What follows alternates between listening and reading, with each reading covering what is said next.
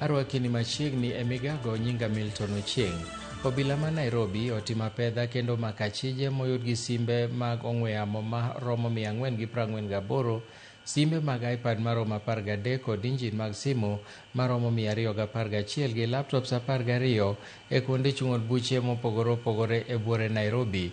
Koloso gi jofwamb weche tesend obila ma Central, jatend obila ma Nairobi Isa Mahmud oyango ni moko kuom achijego eko osechwal e doho e kinde ma pedha pod dhi nyime mar mako achije mamoko.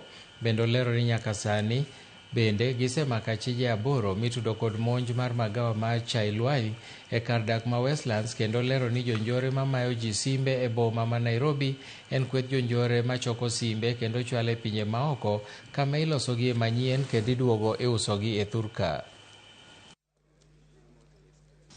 In those 62 phones which were recovered, 10 were identified. And that is just last week, between last week and now. 10 were identified, including there was one for the lawyer, this one. This belongs to a lawyer. Alinyang'anywa pale highway. 3 laptops, 4 motorcycles, 4 firearms.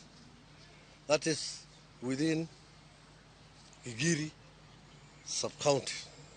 Dagoretti, we recovered 212 phones. That is that side. Number 2 table is for Dagoretti.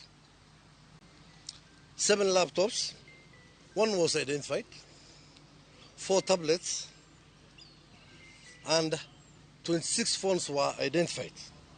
And we have 7 people before court, 7 suspects. Senator ma Nairobi